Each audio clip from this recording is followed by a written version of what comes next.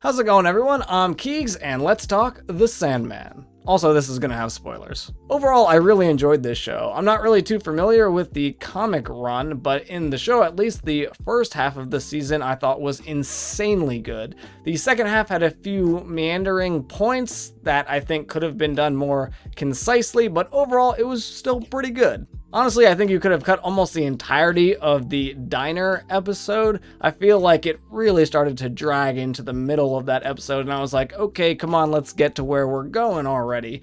And even though it ended really well, I think you could have got the point across way quicker about what he was doing with the ruby. And it almost felt like a little too much lead up to him using the ruby, considering, his whole struggle with Dream was only about 5 minutes long. I also thought the serial killer convention dragged on a little bit too long. I didn't need the backstory of so many of the killers, and I didn't need to actually see them commit crimes and things for me to want Dream to kill them in the end. So I think you probably could have cut down on about 70% of the stuff that was happening there, because I feel like all of the cool stuff was happening with Dream anyway. So every time they were on screen, I was just like, okay, I get it. They're bad guys. I don't need any more surface level reasons to hate them, because I feel like that's already enough. So let's just get back to the Dream stuff. So overall, you probably could have cut about 70% out, and between that and the diner stuff, I think you probably could have taken almost 2 episodes out of this season and still had it exactly the same. Like the episode with Hob, I thought was insanely good and probably the best episode of the entire season. I'm not even sure you can argue that, but if you'd like to try to argue that, then leave a comment down about what your favorite episode was and why. But the episode starts with Dream talking to one of his siblings in a park bench, and the whole time I'm trying to guess, okay, which one is she? And then they mentioned a few of them, so I'm like, okay, well, she's not that one and not that one. And then they go and walk and see the old man. I'm like, she's deaf. The round she took while collecting the souls of the dead was heartbreaking to watch, but in a great way, because seeing these people come to terms with the fact that they're dead and how she just provides that friendly face to them was just really nice to see, and I thought that was just awesome. I'm really glad they didn't show the actual mom when she came back in and saw that her baby was dead, because that was pretty dark, I have to admit. So thanks for at least sparing me that bit of heartstring pulling. But also, Death is a great pep talker. Now that I think about it, though, I really feel like Death could have probably helped him out at some point in the last 100 years, since she seems to be an ally, and we know Burgess died right in front of him. Come on, you're telling me she didn't want to go reap that soul?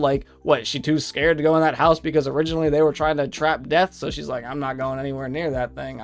I'm not sure exactly why she didn't help out there, but I feel like, since they were aiming to get Death in that little bubble, she could have at least, helped him out and get him out of his little jail cell, because it just would have been the polite thing to do. But then Dream meets Hob, and they spend every 100 years for the next several centuries meeting in the same pub, which I thought was amazing. And then it was really sad when the year that Dream was locked away in his little cell, he wasn't able to meet Hob in the pub, and you just saw him get stood up, which it felt really sad. But then all of a sudden, obviously, he comes back and he sees the spray paint that says the new inn, which I think is amazing, because I really feel like it was Hob who spray painted that on there just to let his friend know if he was ever going to return where he'd be at. And I just thought that was a great scene. I'd love to see more Hob next season, so hopefully they don't wait 100 more years. And I feel like, they definitely could meet each other again, since now Dream has kind of acknowledged that Hob is in fact his friend. So it would make sense for him to check up on his friend more than once every 100 years. Speaking of friends, though, we got introduced to Joanna Constantine. And don't get me wrong, I love Jenna Coleman. I thought she was great in this role. I thought she did a fantastic job, and I would like to see more of her in the future. But there was a part of me constantly just hoping to see Matt Ryan as John Constantine show up at some point. I know there was some licensing issues and things, so it was a little disappointing not to be able to see him in the story, but man, I love Constantine in there, so I thought that would have been really fun. But anyway, Jenna was great, and I'm excited to see her again. I'm sure she's going to come back in the next season, so they are going to get up to all sorts of trouble then, I can only imagine. This show actually really had me guessing as to who was going to be the main antagonist, because I feel like it just cycled through so many villains. Like at first I was like, okay, the Corinthian, he's hunting the Corinthian down. Then, oh wait, no, hold up, Burgess trapped him, so now it's Burgess. And then Burgess dies and his son becomes a dick, and he's like, okay, here's the new, oh no, he's old and dead. Ethel stole the ruby and left, so she's the new villain now. But oh wait, now she gave it to her son, she's dead, so now John's the new villain. And then Corinthian, of course, is through the whole time I'm like, well, he's kind of like, maybe he's the guy pulling the strings, but then they reveal that like he's really just doing his own thing. There's other people pulling strings, and like his siblings hate him and Lucifer hates him. And really at one point it was like, oh crap, I think Dream is the actual villain of this, because he started to go a little AWOL and just killing, you know, he went to go kill the Vortex, who, again, look, another villain, someone that they have to put down. And he was like, okay, I'm going to kill you. And no, you can't be a Dream. So then Dream eventually gets his wits about him and becomes back to being the protagonist. But I feel like they really blurred the lines in this one about who was the antagonist and who was the protagonist and who was just background characters. But overall, I mean, I really enjoy stuff like that because it really keeps you on your toes and keeps you interested in what's happening. Also, like, WTF, why are so many people dead set against Dream? Why do they just really have so much beef with him? I mean, I don't get it. I guess Desire and Despair briefly touched on that, like, Dream is just a combination of desire and despair, but, like, I feel like that's a really shallow reason, so I feel like, you know, they're gonna touch on that more next season. Lucifer, you know, she's just evil for the sake of being evil, I guess. I'd like to get a little bit more backstory and like substance as to why they're trying to bring Dream down, because I just felt like it felt like a little bit unjust, you know? And especially, I assume there is going to be a next season, because the end of this series was like, holy crap, the game is on, isn't it? Also, I really don't understand the rules of magic in this world. Like, take for instance the game that Lucifer and Dream had, and they were just saying that they are different things, and I guess it hurt them in the real world, which I definitely, you know, it was a great scene. It was really cool. I thought the whole concept was awesome. It was like one of these games where you're like, who's going to get to the top first?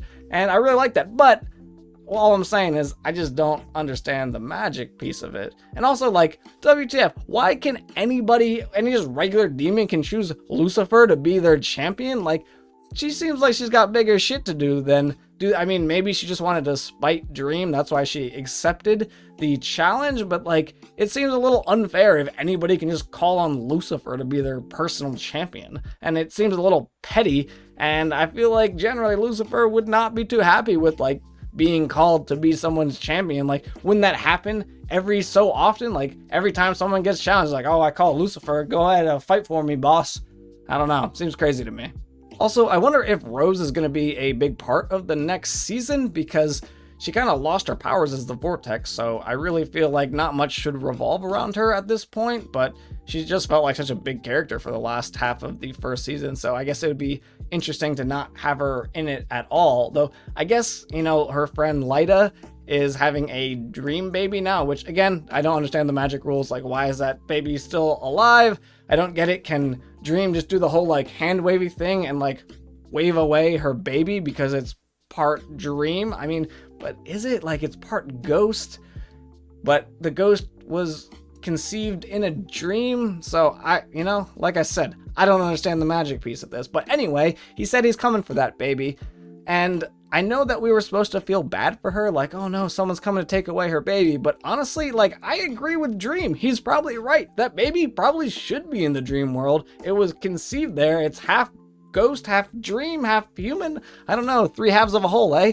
But I just really feel like they really wanted me to be on the mother's side at this point, but I really wasn't. You know, she was losing all sense of reality, and I really feel like she kind of needs to be reined in a bit. So I don't know. I imagine that ultimately the baby will not be taken back, but you know, I could be surprised. And again, Dream, I'm with you, man. I'd really like to learn more about Nada and what she did to betray Dream 10,000 years ago, that he would feel warranted to leave her imprisoned in hell for the last 10,000 years, because it seems like it must have been pretty crazy, but they didn't touch on it at all. I assume like maybe she was part of the reason that the last civilization died or something, because he got involved with her or something, and Dream wasn't there to help protect the people, and they just ended up like all dying because they didn't have dreams or something. But I don't know, I would be interested to learn a little bit more about that backstory as well. And